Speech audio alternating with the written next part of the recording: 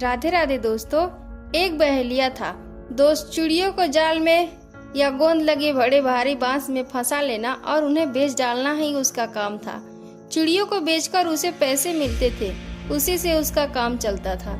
एक दिन वह बहेलिया अपनी चद्दर एक पेड़ के नीचे रखकर अपना बड़ा भारी बांस लिए किसी चिड़िया के पेड़ पर आकर बैठने की राह देखता रहा। इतने में एक टिटहरी चिल्लाती दौड़ी आई और बहेलिये की चद्दर में छिप गई।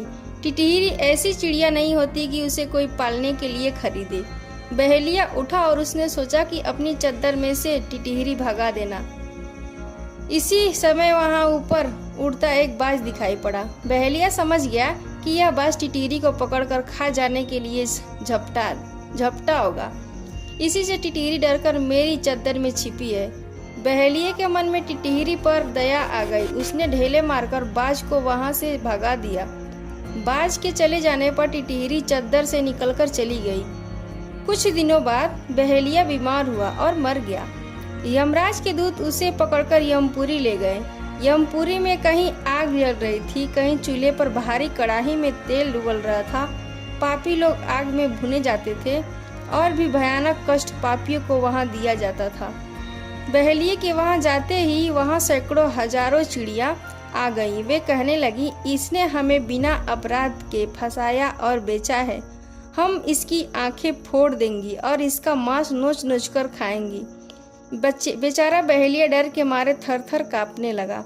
उसी समय वहां एक टिटहरी आई। उसने हाथ जोड़कर यमराज से कहा, महाराज, इसने बाज से मेरे प्राण बचाए हैं, इसको आप क्षमा करें। यमराज बोले, यह बड़ा पापी है। सब चिड़िया इसे नोचेंगी और फिर इसे जलाया जाएगा और कुल्हाड़ी से काटा जाएगा, लेकिन ये छोटी टिटहरी इसको बचाने आई है। इसने एक बार इस चिड़िया पर दया की है, इसीलिए इसको अभी संसार में लौटा दो और इसे 1 वर्ष जीने दो। यमराज के दूत बहेलिये के जीव को लौटा लाए। बहेलिये के घर के लोग उसकी देह को शमशान में ले गए थे और चिता पर रखने वाले थे। वे लोग रो रहे थे। इतने में बहेलिया जी गया और बोलने लगा और हिलने लगा। उसके घर के लोग प्रसन्न हुए और उसके साथ घर लौट आए। बहेलिये को यमराज की बात याद थी। उसने चिड़िया पकड़ना छोड़ दिया। अपने भाइयों से भी चिड़िया पकड़ने का काम उसने छुड़ा दिया। वह मजदूरी करने लगा। सवेरे और शाम को वह रोज चिड़ियों को थोड़े दाने डालता था। बहुत सी चिड़िया उसके दाने खा जाया करती थी। अब रोज वह भगवान की प्रार्थना करता था और भगवान का नाम जपता था।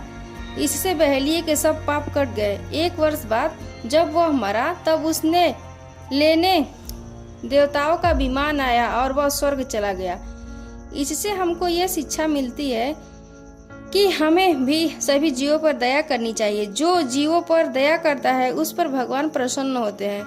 इसीलिए सदैव प्रसन्न रहिए और जो प्राप्त है पर्याप्त है। जय श्री राम।